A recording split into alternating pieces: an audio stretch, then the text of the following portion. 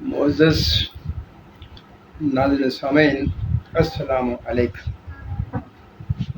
آج کا موضوع انشاءاللہ دلچسپ بھی ہوگا اور سٹننگ بھی ہوگا، یعنی آپ کو پریشان بھی کرے گا۔ کیونکہ پریشان اس لیے کرے گا کہ آج تک جو ہم سنتے رہے ہیں،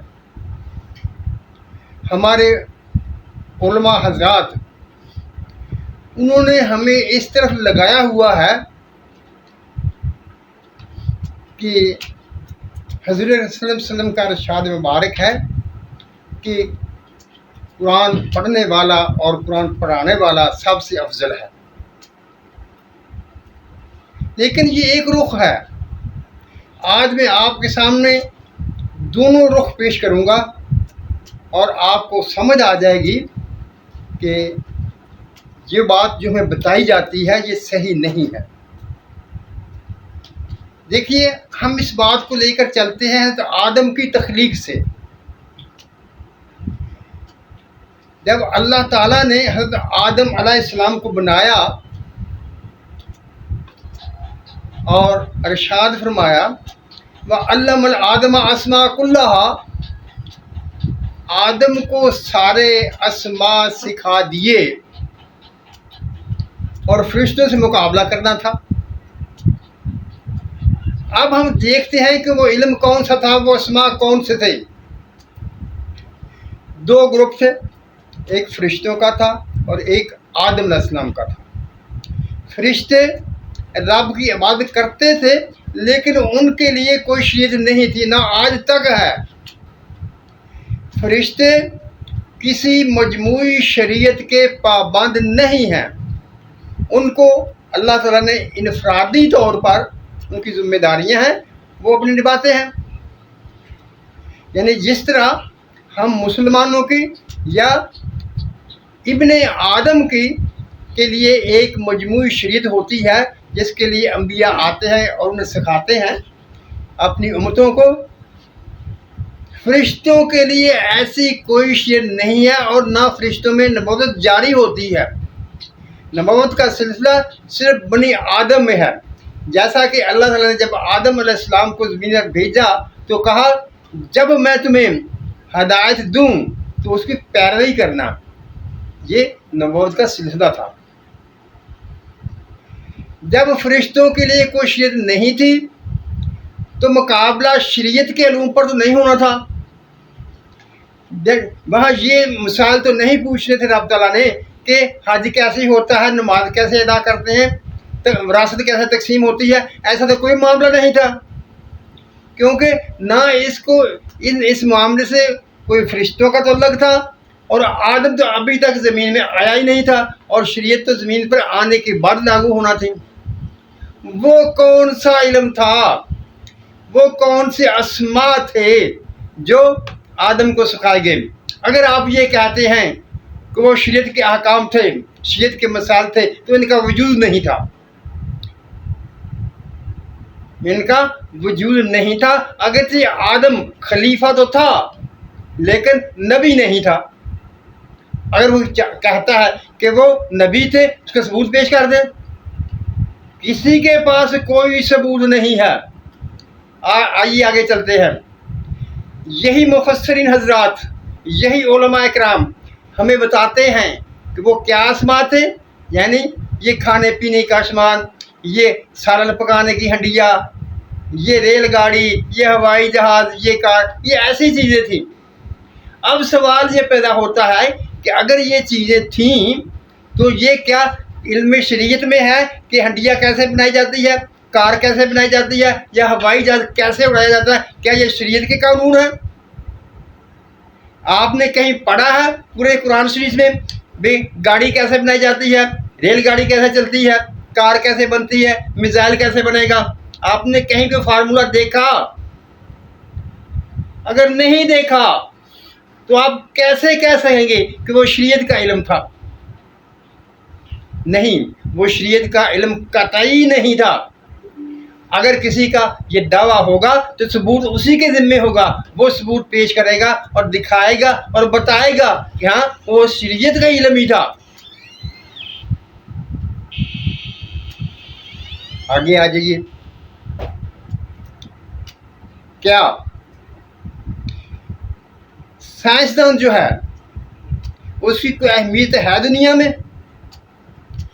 آپ دیکھیے، آپ کے سامنے ایک طرف اسرائیل ہے اور دوسری طرف غزہ والے ہیں. غزہ والے قرآن بھی پڑھتے ہیں، نمازیں پڑھتے ہیں، شریعت کا علم بھی جانتے ہیں، لیکن اسرائیل والے سائنس جانتے ہیں، میزائل بنانا جانتے ہیں، یہ ڈرون بناتے ہیں، باقی سب کو جانتے ہیں. شریعت وہ نہیں جانتے، وہ اسلامی قوانین نہیں جانتے، وہ قرآن نہیں جانتے.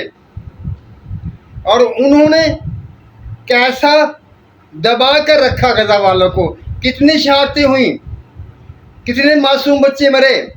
کیا اس کے بعد بھی آپ کو یہ سمجھ نہیں آئی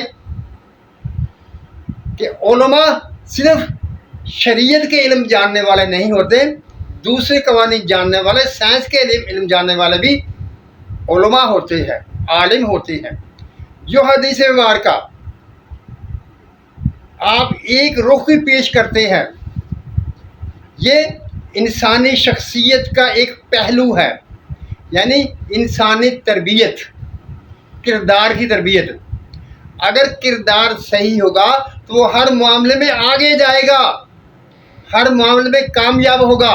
لیکن آپ بتائیے، کیا ہم مسلمانوں کا کردار غیر مسلمانوں کے مقابلے میں، کیا ہم سچ بولتے ہیں؟ کیا ہم جھوٹ سے پرہیز کرتے ہیں؟ ہم کسی کو دھوکہ نہیں دیتے؟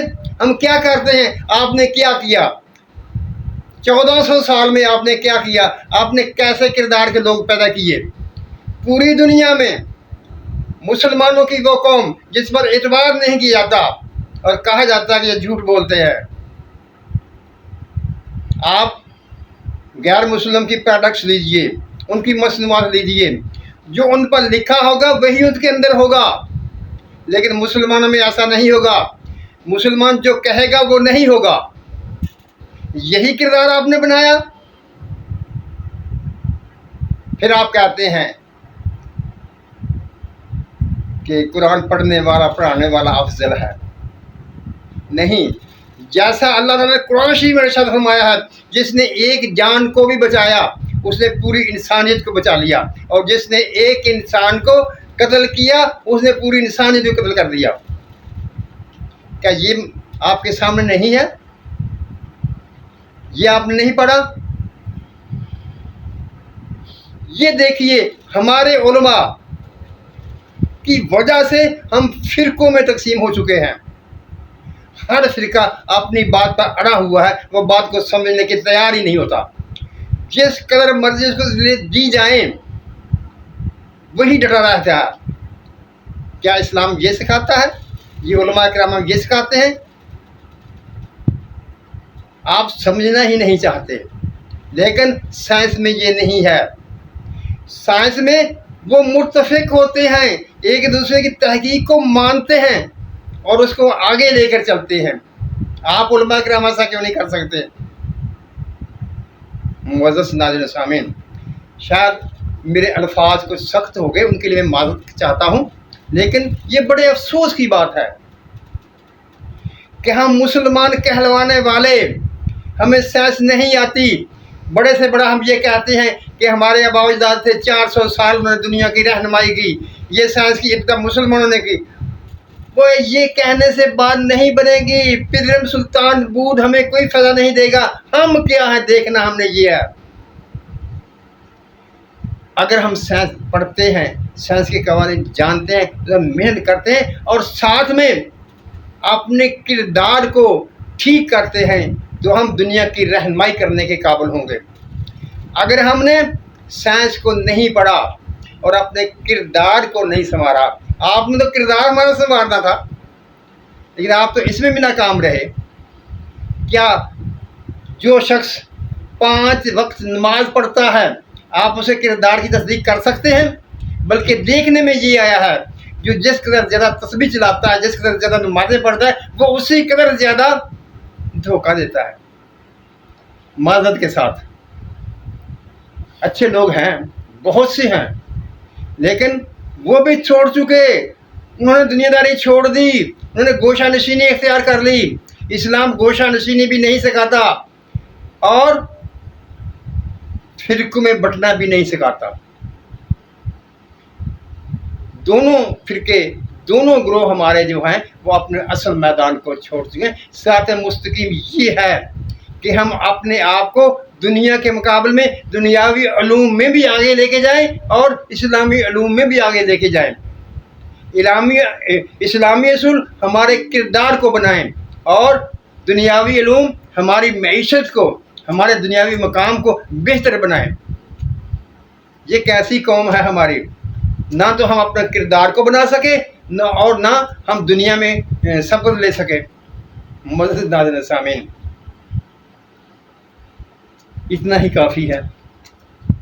अल्लाह ताला हम सब पर अपनी रहमतों की बारिश करे, हमें सच बोलने, सच सुनने और सच पर कायम रहने की तौफीक अता फरमाए। आमीन। अल्लाह हाफिज़।